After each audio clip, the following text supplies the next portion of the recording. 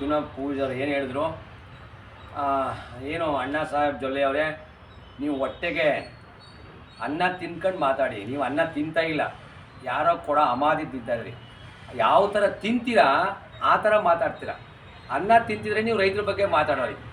ಹಾಗಾಗಿ ಬ್ಯಾಂಕ್ಗಳು, ಸಹಕಾರಿ ಬ್ಯಾಂಕ್ಗಳೆಲ್ಲ ರೈತರಿಂದ ಆಗಿರೋದು, ಯಾರ ಅಪ್ಪನ ದುಡ್ಡಲ್ಲ. ಅದು ರೈತ ಸಹಕಾರಿ ಬ್ಯಾಂಕ್ಗಳು ಎಲ್ಲ ಹಾಳಾಗಿದೆ. ಅದೇ ನಿಮ್ಮ ಬೇರೆ ಬೇರೆಯವರು ಕೊಟ್ಟಿರೋ ಸಾಲಗಳಲ್ಲಿ ಲಕ್ಷ ಕೋಟಿ ಮನ್ನಾ ಮಾಡಿದ್ರೆ ಅದರಲ್ಲಿ ಹಾಳಾಗಿದೆ. ರೈತರಿಗೆ ನೀವು ಬೆಳಿಲಿಕ್ಕೆ ಕೊಡೋದು ಸಾಲ, ಅವನಿಗೆ ಪುಕ್ಷಟೆ ಕೊಡ್ತಾ ಇಲ್ಲ. ನಿನ್ನ ಸಾಲ ಬೇಡಪ್ಪ, 1 kg ಅಕ್ಕಿಗೆ 200 ರೂಪಾಯಿ ಕೊಡೋ, ಹಾಕುವಲ್ಲಿ ಎಲ್ಲನೂ ನೀನೆಲ್ಲ ಲೆಕ್ಕನೂ ಹಾಕ. 1 kg 200 ರೂಪಾಯಿ ಕೊಡೋ, ನಿನ್ನ ಸಾಲ ಬೇಡ, ನಾನು ಕಟ್ತೀನಿ ನಿನಗೆ. ನನಗೆ ನೀನು ಮೋಸ ಮಾಡ್ತಾ ಇದೀಯಾ. ಯಾಕೆ ರೈತ ಸಾಲ ಕಟ್ಟಲ್ಲ ಅಂದರೆ,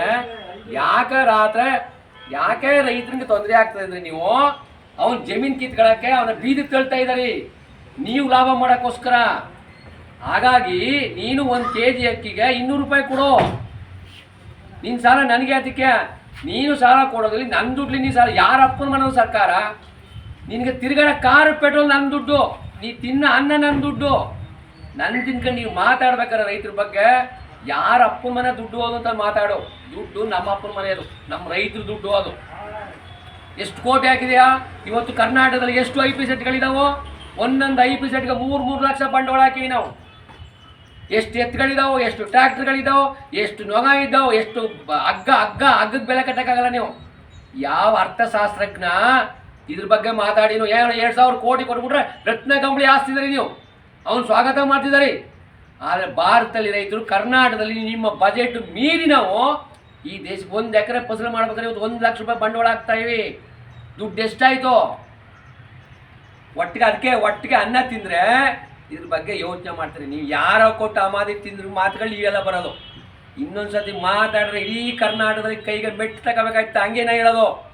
ಮಾತಾಡೋಕೆ ನೀ ಯಾರು? ನಿಮ್ಮ ಅಪ್ಪನ ಮನೆ ದುಡ್ಡು ಕೊಟ್ಟರೆ ನೀವು ಮಾತಾಡು, ಕೈಗೆ ಮೆಟ್ಟು ತಗೊಂಡು ಬುದ್ಧಿ ಕಲಿಸ್ಬೇಕಾಯ್ತು. ಹಾಗಾಗಿ ಇದು ರೈತರ ಆಕ್ರೋಶ.